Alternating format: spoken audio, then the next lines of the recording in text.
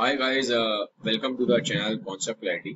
आज का वीडियो हमारा है एंडो मेम्ब्रेन सिस्टम के ऊपर। क्लास 11th बायोलॉजी का ये चैप्टर है, cell the unit of life, उसका पार्ट है ये। ठीक है, चलिए लेट्स बिगिन। पहली चीज आती है कि एंडो मेम्ब्रेन सिस्टम है क्या। अब एंडो मेम्ब्रेन सिस्टम में आपका चार चीजें इंपॉर्टेंट है। इन चारों चीजों को हम डिटेल में इस वीडियो में समझेंगे।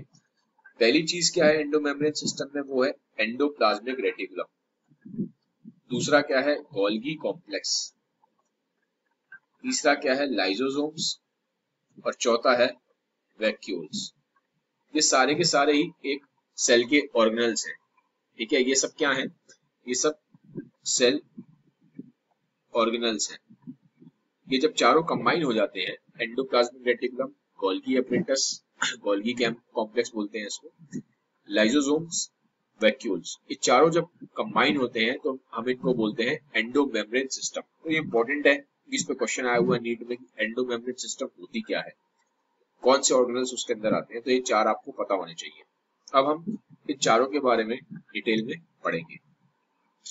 पहला हमारा आता है एंडोप्लाज्मिक रेटिकुलम। एंडोप्लाज्मिक रेटिकुलम है क्या, अगर हम समझने की कोशिश करें तो ये देखो, ये आपका एंडोप्लाज्मिक रेटिकुलम है। ये दिखाई दे रहा है आपको, पूरा स्ट्रक्चर से जो दिखाई दे रहे हैं, ये आपका एंडोप्लाज्मिक रेटिकुलम है। ठीक है, ये आपका न्यूक्लियस है पीछे की साइड। तो एंडोप्लाज्मिक रेटिकुलम न्यूक्लियस से स्टार्ट होता है, और जो सेल मेम्ब्रेन होती है, जैसे कि मान लीजिए ये सेल मेम्ब्रेन है। ठीक है, इधर की तरफ होगी सेल मेम्ब्रेन, इधर की तरफ होगा न्यूक्लियस। तो न्यूक्लियस से स्टार्ट होता है और सेल मेम्ब्रेन तक जाता है।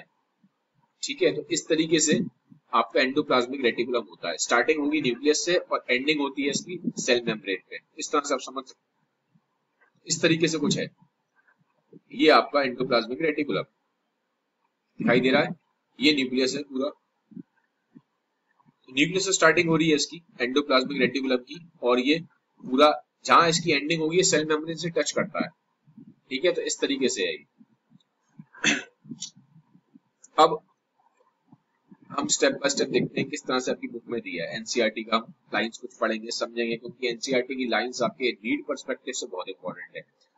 Endoplasmic reticulum divides the intracellular space into two compartments, inside ER and cytoplasm compartments। ये बहुत सिंपल है, ये एक तरीके से ये दो में डिवाइड कर रहा है कि एक साइड तो इनसाइड ER है, बाहर की साइड क्या है इसके, सारा साइटोप्लाज्म ही है, तो उसमें कुछ है नहीं खास। ठीक है, फिर आते हैं RER। अब ये RER क्या है, देखो एंडोप्लाज्मिक रेटिकुलम दो तरह के होते हैं, रफ एंडोप्लाज्मिक रेटिकुलम और स्मूथ एंडोप्लाज्मिक रेटिकुलम। ठीक है, मैं लिख देता हूँ यहाँ पे, ये देखो लिखा हुआ है, रफ एंडोप्लाज्मिक रेटिकुलम और स्मूथ एंडोप्लाज्मिक रेटिकुलम। तो दो तरह का होता है endoplasmic reticulum, rough endoplasmic reticulum और स्मूथ एंडोप्लाज्मिक रेटिकुलम। अब रफ को रफ क्यों बोलते हैं, स्मूथ को स्मूथ क्यों बोलते हैं, ये देखो, ये आप दिखाई दे रहा है आपको। पहले थोड़ा सा समझने की कोशिश करूँ कि इसका स्ट्रक्चर कैसे है एंडोप्लाज्मिक रेटिकुलम का, तब आपको रफ एंडोप्लाज्मिक और स्मूथ एंडोप्लाज्मिक रेटिकुलम समझ में आएगा। देखो, ये एक तरह के एंडोप्लाज्मिक रेटिकुलम एक कैसा है, एक जैसे सांप सीढ़ी सी नहीं होती है, फोल्ड बने हुए हैं। कैसे हैं ये, फोल्ड टाइप के हैं। तो ये जो फोल्ड होते हैं एंडोप्लाज्मिक रेटिकुलम में, ये जो फोल्ड्स हैं, इन्हें बोला जाता है सिस्टर्न। क्या बोलते हैं, सिस्टर्न। ये दिख रहे हैं फोल्ड, ये देखो ये फोल्ड है, रबड़ सी फोल्ड हो गई है, ये फोल्ड हो गया, फोल्ड हो गया। ये जो फोल्ड्स हैं इन्हें सिस्टर्न बोला जाता है। और इन फोल्ड्स के अंदर जो स्पेस है, खाली स्पेस है, इसको सिस्टर्नल स्पेस भी बोलते हैं, ल्यूमन भी बोला जाता है। समझ में आ गया, तो ये तो आपको समझ में आया बोलते क्या है, ये हमें थोड़ा सा टर्मिनोलॉजी पता होनी चाहिए। ये पीछे की साइड दिखाई दे रहा है आपको, ये क्या है, ये ट्यूब्यूल्स हैं, इन्हें ट्यूब्यूल्स बोलते हैं, ट्यूब्यूल्स। अब यहां से हमें समझ में आएगा कि रफ एंडोप्लाज्मिक रेटिकुलम क्या है और स्मूथ एंडोप्लाज्मिक रेटिकुलम क्या है। देखो, रफ एंडोप्लाज्मिक रेटिकुलम वो होता है जिसके ऊपर राइबोसोम्स लगे होते हैं। ये दिखाई दे रहे हैं दाने दाने से, ये दाने दाने क्या है, ये राइबोसोम्स है।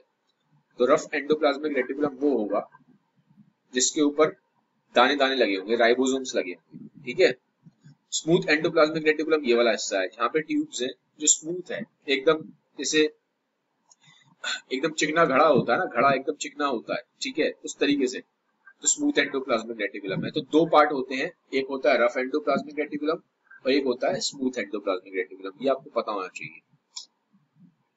अब दोनों के अलग अलग फंक्शन है, रफ एंडोप्लाज्मिक रेटिकुलम का अलग फंक्शन है और स्मूथ एंडोप्लाज्मिक रेटिकुलम का अलग फंक्शन है। रफ एंडोप्लाज्मिक रेटिकुलम का क्या फंक्शन है?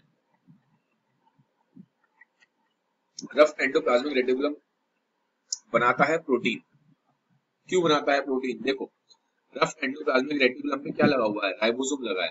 जहां पे भी राइबोसोम आ जाएगा तो प्रोटीन तो बनाएगा ही बनाएगा, क्योंकि राइबोसोम अपने आप में ही प्रोटीन बनाता है। इसीलिए रफ एंडोप्लाज्मिक रेटिकुलम प्रोटीन को बनाता है, क्योंकि उसके ऊपर राइबोसोम लगे हैं। तो it is involve in the synthesis of protein, ठीक है। फिर ये रफ एंडोप्लाज्मिक रेटिकुलम मेम्ब्रेन को भी मैन्युफैक्चर करता है। मेम्ब्रेन को मैन्युफैक्चर करता है का क्या मतलब है? देखो, ये जो न्यूक्लियस है, न्यूक्लियस की अपनी न्यूक्लियर मेम्ब्रेन होती है, ये पता है आपको बात? न्यूक्लियस की अपनी मेम्ब्रेन होती है, न्यूक्लियर मेम्ब्रेन। तो न्यूक्लियर मेम्ब्रेन को बनाने में इसका काफी बड़ा रोल है, ठीक है। इनफैक्ट कहते हैं सेल मेम्ब्रेन को बनाने में भी इसका रोल है। तो न्यूक्लियर मेम्ब्रेन, सेल मेम्ब्रेन, इन सब मेम्ब्रेन्स को बनाने में भी इसका रोल है, ठीक है, रफ एंडोप्लाज्मिक रेटिकुलम का। ये याद रखना, ये इंपॉर्टेंट आपको पता होना चाहिए कि रफ एंडोप्लाज्मिक रेटिकुलम का फंक्शन अलग है और स्मूथ एंडोप्लाज्मिक रेटिकुलम का फंक्शन अलग है। दोनों को कंबाइन मत कर देना, क्योंकि क्वेश्चंस इस तरीके से आते हैं। ये फंक्शन किसका है? स्मूथ का है कि रफ एंडोप्लाज्मिक रेटिकुलम का है, ठीक है।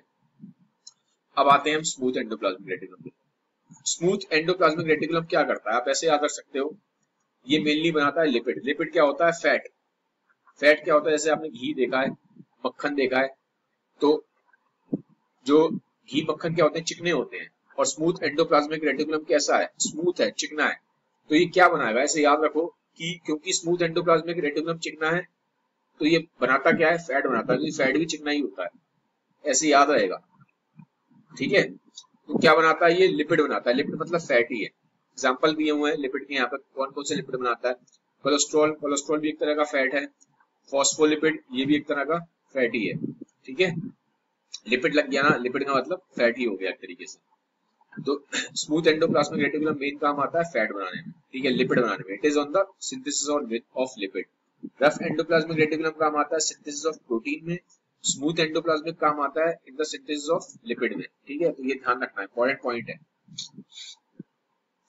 एनिमल सेल्स में कुछ ये स्टीरॉयडल हार्मोन्स भी बनाता है। स्टीरॉयडल हार्मोन्स कैसे होते हैं? जैसे कि हमारी बॉडी में अगर बोलूं टेस्टोस्टेरोन, फीमेल की बॉडी में, मेल की बॉडी में टेस्टोस्टेरोन एक बहुत प्राइम स्टीरॉयड हार्मोन है। फीमेल की बॉडी में प्राइम स्टीरॉयड हार्मोन है ईस्ट्रोजन, ठीक है। तो ये सब ईस्ट्रोजन, प्रोजेस्टेरोन, तो ये सब क्या है? स्टीरॉयडल हार्मोन्स हैं। तो इनको बनाने में भी स्मूथ एंडोप्लाज्मिक रेटिकुलम का काफी रोल है, ठीक है। फिर एक रोल और भी है लिवर में। लिवर आपको मालूम है क्या करता है? डिटॉक्सिफाई करता है। जितना भी दवाइयां आप खाते हो या कुछ पॉइजनस सब्सटेंस आप खा लोगे तो लिवर ही डिटॉक्सिफाई करेगा, ठीक है। तो वहां पे स्मूथ एंडोप्लाज्मिक रेटिकुलम का काफी रोल है, क्योंकि ये कुछ इस तरह के एंजाइम्स बनाता है जो हेल्प करते हैं लिवर को डिटॉक्सिफाई करने में। तो उस पर भी क्वेश्चन आ जाता है कि कौन सा एंडोप्लाज्मिक रेटिकुलम आपका डिटॉक्सिफिकेशन में हेल्प करता है? तो आंसर आएगा स्मूथ एंडोप्लाज्मिक रेटिकुलम, ठीक है। तो ये इसके आपको क्लियर कट पता होने चाहिए, इस स्मूथ एंडोप्लाज्मिक रेटिकुलम का क्या काम है और रफ एंडोप्लाज्मिक रेटिकुलम का क्या काम है, ठीक है। आई थिंक बाकी तो उसमें खत्म हो गया। अब हम आते हैं गोल्गी एपरेटस पे। गोल्गी एपरेटस बोल लेते हैं, बहुत जगह से गोल्गी कॉम्प्लेक्स भी बोला जाता है, ये एक ही चीज है, ठीक है। इसको फर्स्ट टाइम डिस्कवर किया था कैमिलो गोल्गी ने, ठीक है। इसीलिए जो इनका नाम है साइंटिस्ट का, इसी के नाम पे गोल्गी बॉडीज नाम रखा गया। अब होता क्या है? देखो, इसमें दो तरह के सरफेस होते हैं। गोल्गी एपरेटस पर देख लो होता कैसे है। देखो, ये देखा आपने, ये क्या है? ये आपका एंडोप्लाज्मिक रेटिकुलम है पूरा, ये एंडोप्लाज्मिक रेटिकुलम है। इसी के आगे चल के गोल्गी एपरेटस आपको यहाँ मिल जाएगा।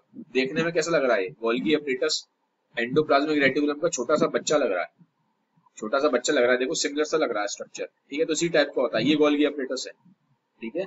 ये आपका पिक्चर में जो दिखाया गया ये गोल्गी एपरेटस है। अब इसके ना दो फेस होते हैं। ये वाला जो हिस्सा होता है इसे बोलते हैं सिस फेस, और ये वाला जो हिस्सा होता है इसे बोलते हैं ट्रांस फेस। ठीक है, ये देखो ये वाला जो हिस्सा है जो न्यूक्लियस के साइड वाला है, ये वाला हिस्सा जो न्यूक्लियस के साइड वाला है, इधर इधर इस तरफ वाला, ये सिस फेस है, ये सिस फेस। और जो इधर की साइड वाला है, जो सेल मेम्ब्रेन की साइड वाला है, उसे ट्रांस फेस बोलते हैं। तो उसके दो फेस होते हैं, सिस फेस और ट्रांस फेस। ये हमने देख लिया, सिस फेस और ट्रांस फेस होते हैं। फिर ये काम क्या करता है यार? इसका काम होता है मेनली पैकेजिंग करने का, शिपिंग करने का, पैकेजिंग करने का। जैसे कि मान लो एंडोप्लाज्मिक रेटिकुलम समझ लो आप, एक फैक्ट्री है जहां पे टी शर्ट बनती है। टी शर्ट बन गई, लेकिन टी शर्ट को अब पैकेजिंग भी करनी है, उसको तैयार भी करना है, उसको थोड़ा सा रिफाइनिंग भी करनी है, फिनिशिंग भी करनी है। तो जो फिनिशिंग वाला काम होगा, जो पैकेजिंग वाला काम होगा टी शर्ट का, ठीक है, अगर गोल्गी एंडोप्लाज्मिक रेटिकुलम का मतलब है जहां पे समझ लो टी शर्ट बनी है, सिर्फ भी बनी है, लेकिन उस पर पैकेजिंग होनी है, उसको अच्छे से तैयार करना है, सजाना है। ठीक है, तो ये सारा काम होता है गोल्गी एपरेटस में। अब यहाँ पे मैं क्यों बोल रहा हूँ, आप इस तरह से समझ सकते हो। बहुत सारे देखो चीजें ऐसी होती हैं, जैसे कि प्रोटीन है, जैसे ये क्या होता है एंडोप्लाज्मिक रेटिकुलम, मैंने आपको क्या बनाया था, इसके ऊपर राइबोसोम लगे हैं यहाँ पे, ये क्या बनाता है? प्रोटीन बनाता है। तो प्रोटीन बना तो देता है ये एंडोप्लाज्मिक रेटिकुलम, लेकिन प्रोटीन को मॉडिफाई करने का काम, मॉडिफिकेशन करने का काम वो होता है गोल्गी एपरेटस में। एंडोप्लाज्मिक रेटिकुलम ने प्रोटीन बना दिया, हमें पता है रफ एंडोप्लाज्मिक रेटिकुलम प्रोटीन बनाता है। उस प्रोटीन को मॉडिफाई करना है, उसको एकदम फाइनली पैकेज करना है, शिप करना है आगे के लिए, ताकि वो प्रोटीन काम आ पाए। ये काम कौन करता है? ये काम गोल्गी एपरेटस करता है। देखो अब ये देखो, ये पिक्चर में देखो, रफ एंडोप्लाज्मिक रेटिकुलम में हमें पता है प्रोटीन बनाता है, तो प्रोटीन बनाया, ये प्रोटीन इससे बाहर निकलेगा वेसिकल में। वेसिकल क्या होता है? छोटे छोटे स्ट्रक्चर होते हैं सैक लाइक, जैसे गोलियां होती हैं बड़ी बड़ी सी, ये आप देख सकते हो यहाँ पे बड़े बड़े से गोले से हैं। ठीक है, सैक लाइक स्ट्रक्चर है। वेसिकल क्या होता है? सैक लाइक समझ लो, छोटे छोटे से गोले से होते हैं जिसके अंदर सामान प्रोटीन पैक्ड होता है। ठीक है, they are sac like structure, इनके अंदर प्रोटीन पैक्ड है। क्या पैक्ड है? प्रोटीन पैक्ड है। फिर ये यहाँ से यहाँ तक चले गए, यहाँ से यहाँ तक ट्रांसपोर्ट किया, अब ये इसके अंदर आ जाएंगे प्रोटीन, भाई इसमें प्रोटीन ही तो है इस वेसिकल के अंदर। यहाँ प्रोटीन आ गया, यहाँ प्रोटीन फाइनली क्या हो जाएंगे? पैक हो जाएंगे, फिनिशिंग हो जाएगी इनकी। ठीक है, मॉडिफिकेशन हो जाएगा इन प्रोटीन्स का। फिर यहाँ से एक और वेसिकल निकलेगी, ठीक है, ऐसे गोले निकले, इनके अंदर प्रोटीन पैक्ड है। फिर ये देखो प्रोटीन यहाँ सीक्रेट हो जाएगा, जहाँ यूज होना है वहाँ यूज हो जाएगा। ठीक है, तो इस तरीके से काम चलता है पूरा। अब क्या है, ये हमने पढ़ लिया, मेन काम है इसका पैकेजिंग करने का। ये मैंने आपको बताया एंडोप्लाज्मिक रेटिकुलम से निकलता है प्रोटीन, निकलता है। ठीक है, गोल्गी एपरेटस से क्या होता है? मॉडिफाई होता है। ठीक है, प्रोटीन को मॉडिफाई करने का काम, पैकेजिंग करने का काम, ये सब गोल्गी एपरेटस का। और एक चीज और इम्पोर्टेंट है, ये बहुत इंपॉर्टेंट है, इसमें नीट क्वेश्चन आया हुआ है आपका, ये गोल्गी एपरेटस एक काम और करता है, ग्लाइकोप्रोटीन और ग्लाइकोलिपिड्स बनाता है। ग्लाइकोप्रोटीन का मतलब क्या हुआ? ग्लाइको का मतलब होता है, जहां पे वर्ड ग्लाइको लगा है, ग्लाइको अपने आप में कार्बोहाइड्रेट है। ठीक है, प्रोटीन मतलब प्रोटीन ही है, तो ग्लाइकोप्रोटीन मतलब कार्बोहाइड्रेट और प्रोटीन का मिक्सचर। ग्लाइकोलिपिड्स मतलब कार्बोहाइड्रेट और फैट का मिक्सचर। ठीक है, तो ग्लाइकोप्रोटीन और ग्लाइकोलिपिड भी गोल्गी एपरेटस बनाता है, ये आपको याद रखना है, नीट में क्वेश्चन आया हुआ है इसके ऊपर। अब हम आते हैं लाइसोसोम्स पे। लाइसोसोम्स क्या होते हैं? नाम अगर आप देखते हैं तो ये दो वर्ड से बना है। लाइजो मतलब होता है डिस्ट्रक्शन, जोम मतलब होता है body, destruction of the body. Actual में ये क्यों है? देखो एक तरीके से ना ये वेस्ट डिस्पोजल सिस्टम है बॉडी का, सेल का। क्या मतलब है इसका? यार देखो, मान लो सेल में कोई बैक्टीरिया आ गया, या कोई वायरस आ गया, या कोई अनवांटेड पार्टिकल आ गया, फॉरेन पार्टिकल।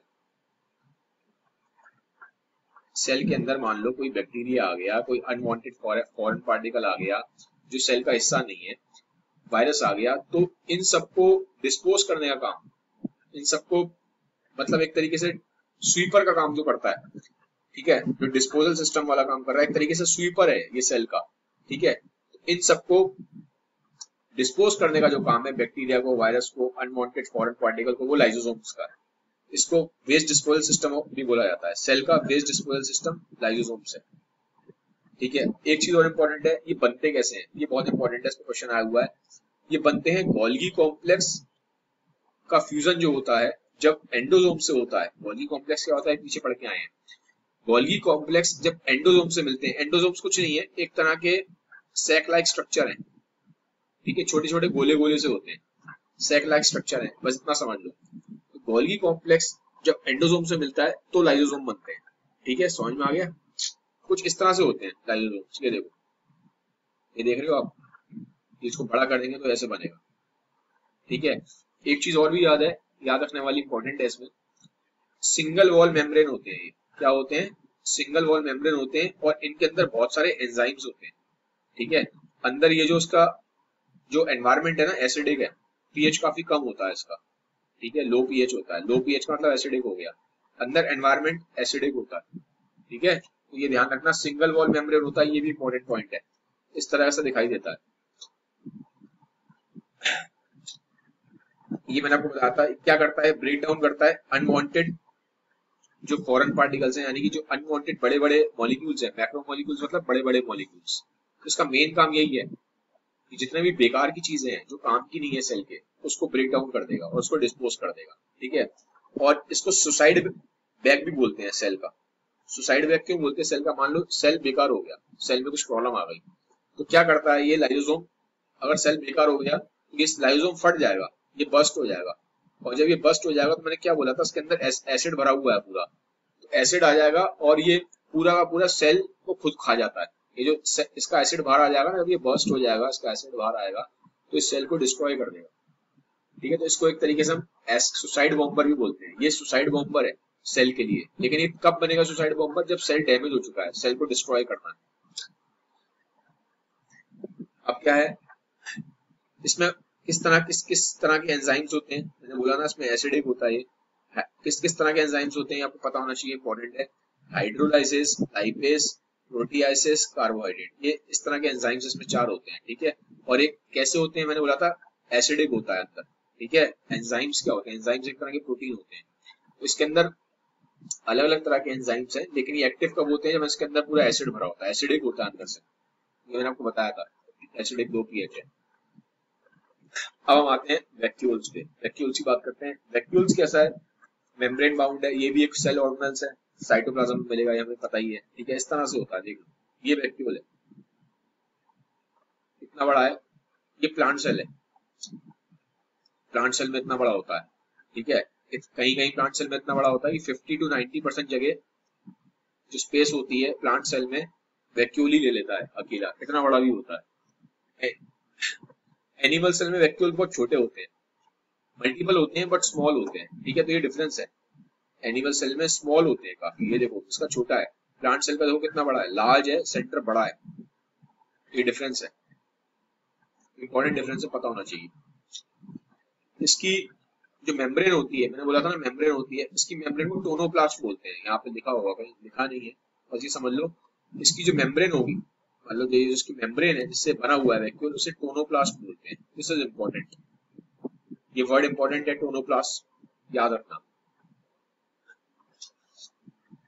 और ये दिया है अमीबा में जो वैक्यूल होता है, ये इंपॉर्टेंट है, एक्सक्रीशन का काम करता है। ठीक है, अमीबा में वैक्यूल एक्सक्रीशन का काम करता है। बहुत सारे सेल्स में, जैसे कि प्रोटिस्ट, प्रोटिस्ट क्या होते हैं, रॉबर्ट विटेकर ने 5 उसमें डिवाइड किया था ना लिविंग बींग्स को, एक तरफ मोनेरा थे, एक तरफ प्रोटिस्ट थे। तो प्रोटिस्ट भी क्या है, एक तरह के माइक्रोस्कोपिक आप कह सकते हो ऑर्गेनिजम्स हैं, यूकैरियोट्स हैं, प्रॉपर इनका वेल डिफाइंड न्यूक्लियस होता है। जैसे ह्यूमंस भी क्या है, यूकैरियोट्स हैं, हमारा प्रॉपर वेल डिफाइंड न्यूक्लियस है, तो प्रोटिस्ट का भी वेल डिफाइंड न्यूक्लियस होता है और माइक्रोस्कोपिक होते हैं ये। ठीक है, तो ऑर्गेनिज्म, लिविंग ऑर्गेनिज्म ही होते हैं ये भी। In many cells as in protists, food vacuoles are formed by engulfing the food particles. तो बहुत सारे प्रोटिस्ट में फूड वैक्यूल्स बन जाते हैं, फूड पार्टिकल्स को खा खा के फूड वैक्यूल बन जाते हैं। ठीक है, तो इंपॉर्टेंट लाइंस हैं आपको उसमें दी हुई है एनसीईआरटी, इसलिए बताया मैंने आपको। तो यहाँ पे खत्म हुआ एंडोमेम्ब्रेन सिस्टम। अब कुछ जो लास्ट ईयर क्वेश्चंस आए हैं वो लगाएंगे, ताकि हमें आइडिया लगे जो हम पढ़ रहे हैं वो कितना रेलेवेंट है, कितना हमारे समझ में आ रहा है। पहला part Which of the following is not considered as a part of एम्ब्रो membrane system? ये हमें पता है एम्ब्रो सिस्टम का पार्ट है, ये तो सही है, वैक्यूल भी है, लाइसोसोम भी है, ये नहीं है एम्ब्रो मेम्ब्रेन सिस्टम का पार्ट, तो इसका आंसर हो गया ये एम्ब्रो मेम्ब्रेन सिस्टम का पार्ट नहीं है। पीछे देख के आए हैं, very easy question. Golgi complex play a major role, Golgi complex किसमें मेजर रोल प्ले करता है? As energy transferring organelles in post transitional modification of proteins, ये काम तो करता नहीं एनर्जी ट्रांसफर का, ट्रैपिंग द लाइट भी नहीं करता, डाइजेस्टिंग प्रोटीन ये भी नहीं करता, ये काम करता है इन पोस्ट ट्रांजिशनल मॉडिफिकेशन करता है ना प्रोटीन का, बता के आया था मैं पीछे भी आपको, एंड ग्लाइकोलाइजेशन ऑफ लिपिड्स, ये मेन तो काम है ही इसका, प्रोटीन का मॉडिफिकेशन करना, तो इसका आंसर ये हो जाएगा। ठीक है, select the correct statement from the following regarding cell membrane. Cell membrane हम पूछे पढ़ के आ चुके हैं, ठीक है, देख लेते हैं। Sodium potassium ions move across cell membrane by passive transport, नहीं गलत है, ये एक्टिव ट्रांसपोर्ट है, तो ये तो आंसर होगा नहीं। Protein make up 60 to 70% of cell membrane, गलत है, 50 के आसपास रहता है अप्रोक्सीमेटली, ये भी गलत है। Lipids are arranged in a bilayer with polar heads towards the inner part, नहीं, पोलर हेड्स आउटर की तरफ होते हैं, ठीक है, जो पोलर हेड्स होते हैं वो आउटर की तरफ होते हैं, इनर की तरफ नहीं होते, कुछ इस तरह से होता है अरेंजमेंट, बताया था ना आपको अरेंजमेंट किस तरह से अरेंज होते हैं, ठीक है ना, ये बता चुका हूं मैं, लिपिड्स किस तरह से अरेंज होते हैं लेयर में, पीछे वाले जो वीडियो था इससे पहले वाला उसमें बताया था, तो ये भी इसका आंसर नहीं। Fluid model of cell membrane was proposed by Singer and लिकोसा, ये ठीक है आंसर, ठीक है, करेक्ट हमें स्टेटमेंट निकालना था, इसलिए इंपॉर्टेंट है, नाम भी याद पता होना चाहिए कि फ्लूइड मॉडल जो मॉडल था किसने दिया था, समझ में आ गया। Which one of the following cell organelles is enclosed by a single membrane? Single membrane से कौन सा एनक्लोज्ड है? अभी मैंने आपको पीछे बताया था, ध्यान रखो, ये देखो तो बता देता हूँ आपको, लाइसोसोम बताया था सिंगल मेम्ब्रेन वाला है, ये लिखा है, इसलिए इंपॉर्टेंट था ये क्वेश्चन आ रहा है डायरेक्ट, ठीक है, नीट का क्वेश्चन है आपका 2016 का। फिर आते हैं, which of the following events does not occur in rough endoplasmic reticulum, क्या नहीं होता है रफ एंडोप्लाज्मिक रेटिकुलम में? Protein folding, protein glycosylation, cleavage of single peptide, peptide मतलब प्रोटीन ही है, तो जहां जहां प्रोटीन आ रहा है वो तो रफ एंडोप्लाज्मिक रेटिकुलम का पार्ट है ही, होता ही है, रफ एंडोप्लाज्मिक रेटिकुलम प्रोटीन बनाने में तो रोल प्ले करता है, तो ये तो है ही protein protein protein. Phospholipid synthesis नहीं करता, ये स्मूथ एंडोप्लाज्मिक रेटिकुलम का पार्ट है, ये मैंने आपको बताया था, ठीक है, तो इसका आंसर क्या हुआ, राइट आंसर इसका ये है, this is the right answer, right answer इसका ये है, ठीक है, क्योंकि ये रफ एंडोप्लाज्मिक रेटिकुलम का काम नहीं है, phospholipid synthesis smooth endoplasmic reticulum का काम है, ठीक है, ये देख लो, मैं दिखा देता हूँ, ये मैंने पढ़ाया अभी आपको थोड़ा याद भी रहेगा।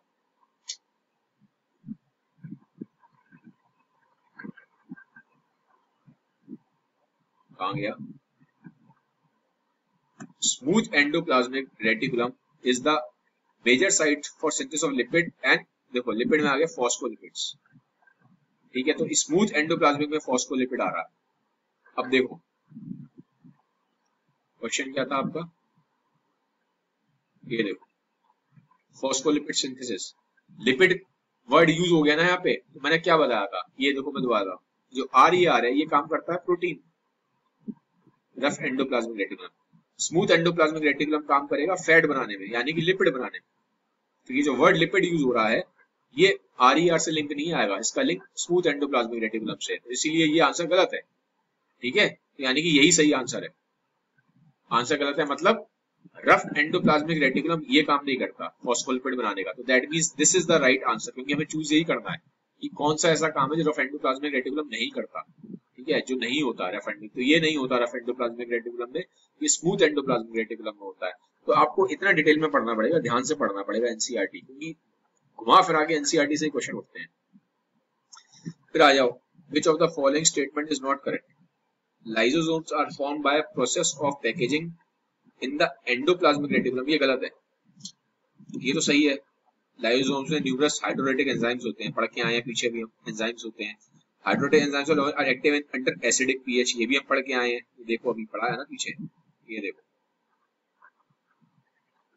क्या पढ़ा है आपने, एक्टिव कब होते हैं, हाइड्रोलाइटिक एंजाइम्स कब एक्टिव होते हैं, लो एसिडिक पीएच पे। तो ये सारे आंसर ठीक है, ठीक है। Lysosomes are membrane bound structure, ये भी ठीक है। नॉट करेक्ट पूछ रहा है, ये नॉट करेक्ट है। क्यों नॉट करेक्ट है? लाइसोसोम बनते किससे हैं? अभी मैंने आपको पीछे बताया था, गोल्गी बॉडीज और एंडोसोम्स जब मिलते हैं तब बनते हैं। कब बनते हैं? जब गोल्गी बॉडीज और एंडोसोम्स, जब ये दोनों मिलते हैं तब बनता है। तो यहाँ तो एंडोप्लाज्मिक रेटिकुलम से लिखा हुआ आ रहा है, तो यानी कि ये फिर नॉट करेक्ट है। ये आंसर आपका नॉट करेक्ट है, यानी कि यही आंसर करेक्ट है। यही तो चूज करना है कि कौन सा इसमें ऑप्शन जो सही नहीं है, ये ऑप्शन सही नहीं है, यही आंसर आपका टिक करोगे, यही आंसर ठीक है। समझ में आ गया? क्योंकि हमें चूज ये करना है कि कौन सा ऑप्शन इसमें सही नहीं है, तो ये वो ऑप्शन है पहला वाला जो सही नहीं है, दैट मीन्स यही राइट आंसर है। तो गाइज ये था आज का वीडियो। आई होप वीडियो में आपको थोड़ा आइडिया लगा होगा क्वेश्चंस किस तरह से आते हैं, किस तरह से आपको पढ़ना है और क्या आपको समझना है। आई होप गाइज वीडियो अगर आपको अच्छा लगा है इसको सबसे शेयर जरूर करिएगा, ताकि हर बच्चे को 11th 12th बायो जो पढ़ रहा है उसको आसानी हो समझने में bio. Have a nice day, bye bye, take care.